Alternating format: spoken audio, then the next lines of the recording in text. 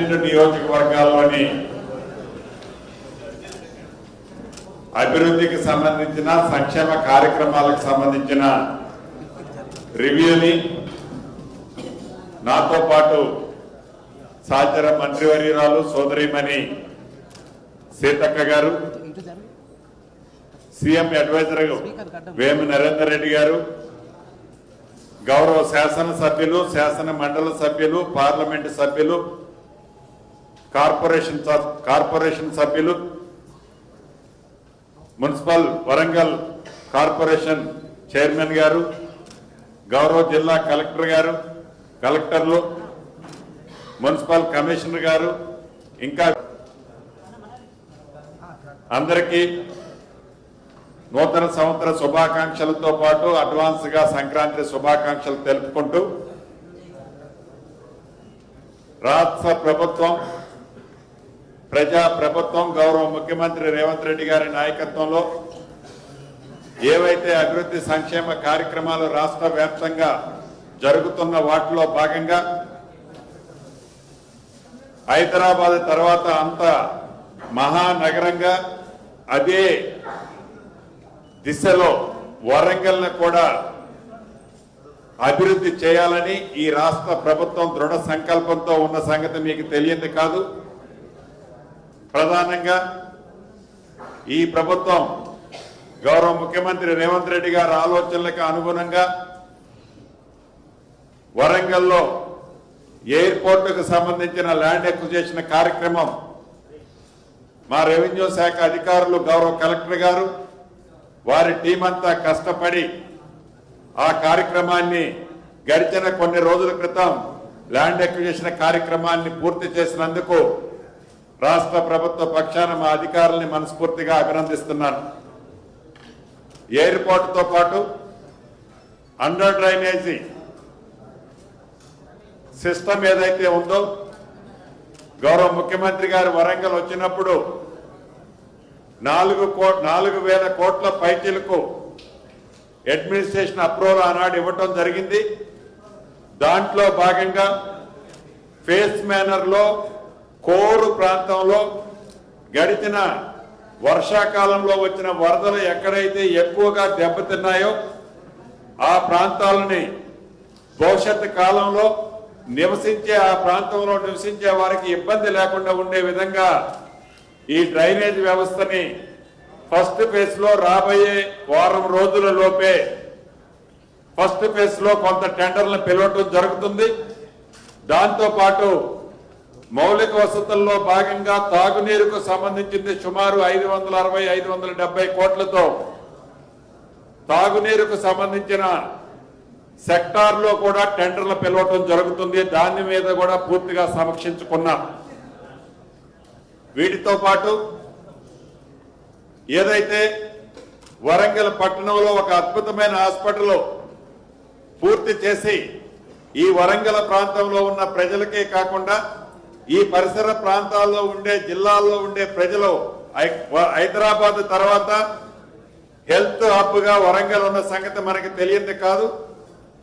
అటువంటి వరంగల్లో ప్రభుత్వ హాస్పిటల్ మరింత అద్భుతంగా తీర్చిదిద్దే దాంట్లో భాగంగా అతి కొద్ది నెలల్లోనే దాన్ని కూడా ఎలా పూర్తి చేయాలని ఈరోజు చర్చించుకున్న దాంట్లో జరగటం జరిగింది. ఇందిరమ్మ ఇళ్ళు ఆనాడు మొండి గోడలతో ఒప్పజెప్పిన 2 BHK ఇళ్ళు, వాటితో పాటు రాష్ట్రంలో హౌసింగ్ సెక్టార్ నుంచి ఏవైతే middle class below middle class కోరిక ఒక గూడు కట్టుకోవాలని, ఆ గూడు కట్టుకునే కాన్సెప్ట్ ఆనాడు రాష్ట్ర విభజనకు ముందు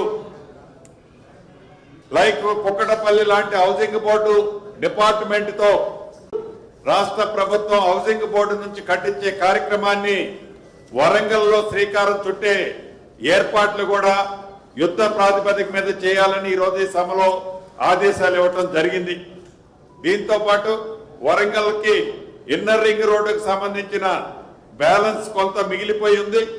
దాన్ని కూడా కొంత part already land acquisition complete అయింది.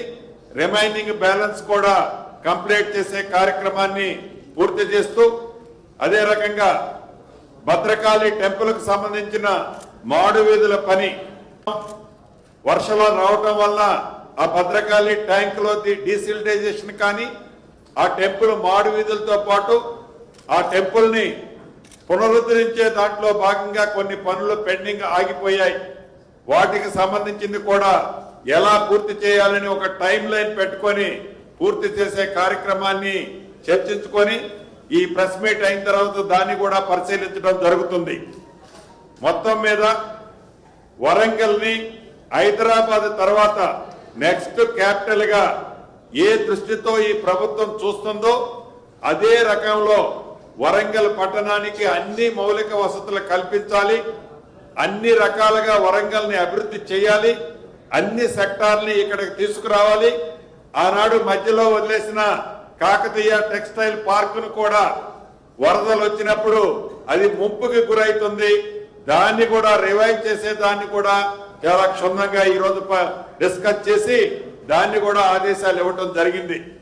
ఇలా మొన్న వర్షాలకి గౌరవ ముఖ్యమంత్రి గారు వచ్చినప్పుడు ఏవైతే వరంగల్ పట్టణంలో డ్రైనేజ్ వ్యవస్థతో పాటు నాలాలని రిటైనింగ్ వాల్స్ డిశ్చార్జ్ కెపాసిటీ రోడ్ల దగ్గర ఉన్న కలవర్ట్లకు లేని కారణంగా వాటర్ హెడప్ అయి అనేక ఇళ్లు చాలా 4 నుంచి 5 మీటర్లు మునిగాయి. అటువంటి వాటికి సంబంధించిన కలవర్ట్లకు సంబంధించిన అంశాన్ని కూడా చర్చించడం జరిగింది. తప్పకుండా ఈ ప్రభుత్వం సంక్షేమంతో పాటు వరంగల్ పట్టణం వరంగల్ ఉమ్మడి జిల్లాలో అభివృద్ధిలో కూడా ముందంజలో ఉండబోతుంది.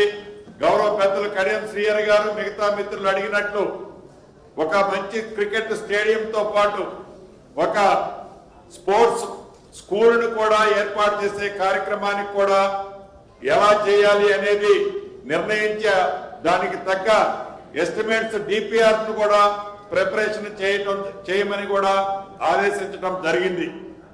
ఏది ఏమైనా ఈ ప్రభుత్వానికి హైదరాబాద్ తర్వాత నెక్స్ట్ సిటీ వరంగల్ ని డెవలప్ చేసే దాంట్లో నిధులు ఎంత ఖర్చు అయినా నిధులు ఎన్ని ఖర్చు అయినా పారదర్శకంగా ఈ వరంగల్ పట్టణాన్ని వరంగల్ ఉమ్మడి జిల్లాని ఈ ప్రభుత్వం అధికారంగా ఈ ప్రభుత్వం చేయడానికి సిద్ధంగా ఉన్నదన్నది కూడా వరంగల్ ఉమ్మడి జిల్లా ప్రజలతో పాటు రాష్ట్ర ప్రజలకు తెలియజేస్తూ ప్రధానంగా ఈ ప్రభుత్వం ఏర్పడక ముందు గౌరవ ముఖ్యమంత్రి రేవంత్ రెడ్డి గారు సీతక్క కాన్స్టిట్యున్సీలోని మేడారానికి సంబంధించిన సమ్మక్క సారలమ్మ దగ్గర నుంచే కార్యక్రమం ఎప్పుడు మొదలు పెట్టేది. ఈ సమ్మక్క సారలమ్మకు సంబంధించిన మేడారంలో అద్భుతంగా మహా అద్భుతంగా రాబోయే 200 సంవత్సరాల తర్వాత కూడా చెక్కు చెదరకుండా ఉండే విధంగా రాతి కట్టడాలతో ఇప్పటికే 95% వర్కులు పూర్తయ్యాయి. మేడారం జాతర 28, 29, 30, 31 తారీఖున జరుగుతుంది. ఏవైతే ఈ మేడారానికి సంబంధించిన సమ్మక్క సారలమ్మకు సంబంధించిన ఆ పరిసర ప్రాంతాలు ప్రత్యేకంగా ఆ అమ్మవారు ఉన్న ప్రాంతాన్ని పునరుద్ధరించే దాంట్లో భాగంగా రాష్ట్ర ప్రభుత్వం సుమారు 250 నుంచి 300 కోట్లు ఖర్చు పెట్టి అద్భుతంగా పనులు పూర్తి చేయడం జరిగింది. గౌరవ ముఖ్యమంత్రి రేవంత్ రెడ్డి గారు అక్కడ ఒక రాత్రి బస చేయాలని అది 18వ తారీఖు సాయంత్రం మేడారంలో విచ్చేసి 18వ తారీఖు నైటు మేడారంలోనే బస చేసి 19వ తారీఖు ఉదయం ఎర్లీ మార్నింగ్ ఏవైతే పునరుద్ధరించిన పనులన్నిటినీ కూడా లాంఛనంగా ప్రారంభించుకోవడం జరుగుతుందని చెప్పటానికి సంతోషిస్తున్నాను. ఈ రాష్ట్రంలో ఉండే ప్రజలే కాకుండా పరిసర జిల్లాలు పరిసర రాష్ట్రాల్లో ఉండే ప్రజలు కూడా సమ్మక్క సారమ్మ భక్తులు కోట్లాది మంది ఉన్నారు. ఒక్క ఆదివాసులు గిరిజనులే కాదు, గిరిజనేతరులు కూడా దేశవ్యాప్తంగా ఈ సమ్మక్క సారమ్మ భక్తులు కోట్లాది మంది ఉన్నారు. వారందరికీ ఈ అద్భుతంగా చేసే కార్యక్రమాన్ని జాతర టైంలో కానీ జాతర ముందు కానీ జాతర తర్వాత కానీ దర్శించుకోవచ్చని కూడా ఈ వేదిక ద్వారా భక్తులందరికీ విజ్ఞప్తి చేస్తూ ఇప్పుడు సోదరిమణి సీతక్క గారిని కూడా సందేశం ఇవ్వాల్సిందిగా కోరుతున్నారు.